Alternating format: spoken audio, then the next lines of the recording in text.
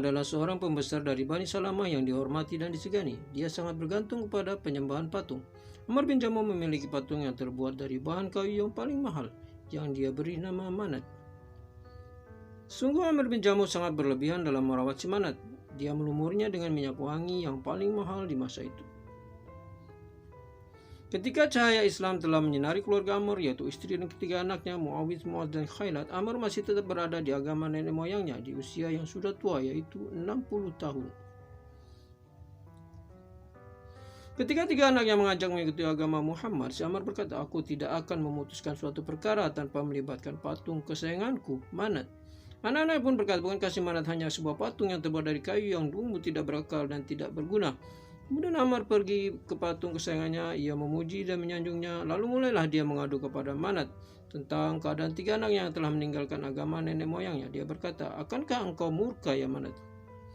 Pada suatu hari, anak-anaknya bersepakat untuk menyadarkan ayahnya. Di malam hari mereka pergi memindahkan Manat dari tempatnya, lalu memberikan kotoran pada Manat. Lalu mereka pun membuangnya ke sumur milik Abu Salamah. Setelah itu mereka kembali pulang ke rumah. Alangkah kaget Amr melihat patung kesayangannya tidak ada di tempatnya. Dia berkata dengan nada marah, "Celakalah kalian, siapa di antara kalian yang telah melakukan permusuhan dengan tuanku tadi malam?" Namun tidak ada seorang pun yang menjawab. Maka Amr bin Jamuh segera mencari si Manat dengan penuh kemarahan, hingga ia akhirnya menemukan Manat, patung kesayangannya terjerembab dalam parit. Lalu ia pun memandikannya, membersihkannya, kemudian melumurinya dengan minyak wangi dan mengembalikannya ke tempat semula.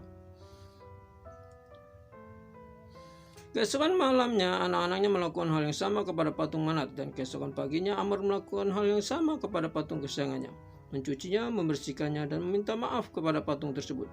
Hal ini terus terjadi setiap harinya, sehingga si Amr pun bosan. Maka pada suatu hari dia berpesan pada Manat, "Aku tidak tahu siapa yang berbuat buruk kepadamu.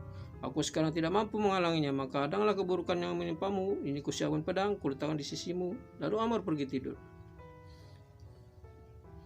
Tatkala anak-anaknya tahu sang ayah telah larut dalam tidur, mereka berangkat menuju Manat, lalu mengambil pedang yang ada di sisinya, lalu menggantung di lehernya. Mereka pun membawa keluar si Manat, lalu mengikatnya pada bangkai anjing dengan tali yang kuat, dan mengikatnya menjadi satu, kemudian melemparkannya ke dalam sumur.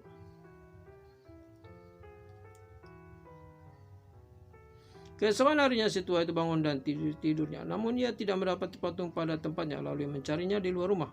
Alangkah terkejutnya si Amr, ia mendapati wajah patung Manat tersungkur dalam sumur dan terikat bangkai anjing, sedang pedang menggantung di lehernya. Dia pun terdiam, termenung, dan dia pun berkata, "Demi Allah, jika kamu benar-benar Tuhan, niscaya engkau dan anjing tidak akan mungkin terikat bersamaan dalam kubangan lumpur."